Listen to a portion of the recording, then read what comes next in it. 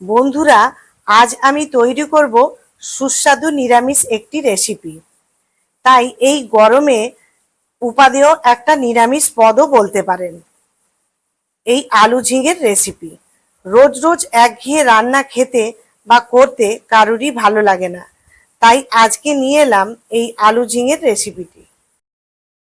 নমস্কার বন্ধুরা, আমি মৌসুমি উইথ মৌসুমি চ্যানেলে সবাইকে স্বাগত। কড়াই গরম হয়ে গেছে, এতে আমি 3 চামচ মতো সর্ষের তেল দিলাম। তেল গরম হয়ে গেছে, একটা শুকনো লঙ্কা আর হাফ চামচ কালো জিরে ফোড়ন দিলাম। ফোড়নটাকে কয়েক সেকেন্ড ধরে ভেজে নেব।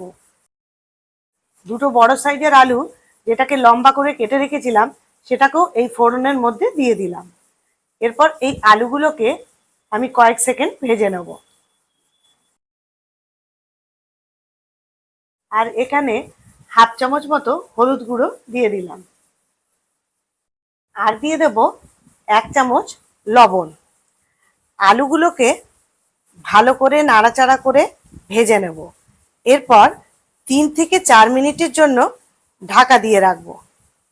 এইভাবে ঢাকা দিয়ে রান্না করলে আলুগুলো তাড়াতাড়ি সেদ্ধ হয়ে যাবে।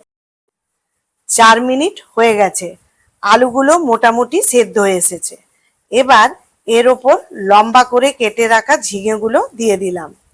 এখানে আমি দুটো বড় সাইজের ঝিঙে নিয়েছি।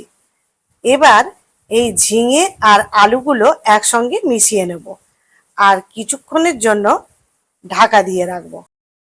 একটা মিক্সিং জারে 1 চামচ সাদা তিল, 2 চামচ পোস্ত, 2 ইঞ্চি আদার টুকরো, দুটো কাঁচা লঙ্কা আর 7 থেকে 8টা কাজু সব একসঙ্গে দিয়ে দিলাম। এরপর সামান্য একটু জল দিয়ে এগুলো পেস্ট করে নেব।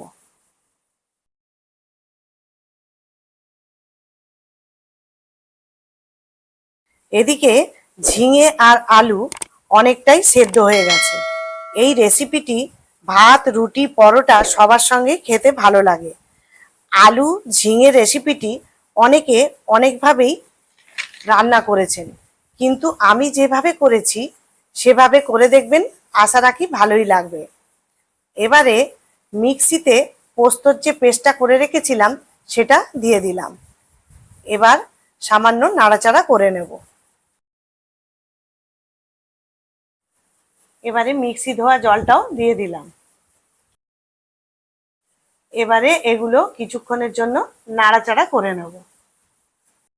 সবজির রংটাকে সুন্দর করার জন্য হাফ চামচ কাশ্মীরি লঙ্কার গুঁড়ো দিলাম আর স্বাদটাকে ব্যালেন্স করার জন্য 1 চামচ চিনি দিয়ে দিলাম। দেখুন বন্ধুরা, এই সবজিটির কি সুন্দর কালার এসেছে। এই গ্রেভিটাকে আরো সুস্বাদু করার জন্য 1 কাপ দুধ দিয়ে দিলাম। এই গরমকালে এই ধরনের রান্না খেতেও খুব ভালো লাগে। এবার নাড়াচাড়া করে কিছুক্ষণের জন্য ঢাকা দিয়ে রাখবো। এবার ঢাকনা তুলে হাফ চামচ মতো ঘি দিয়ে দিলাম।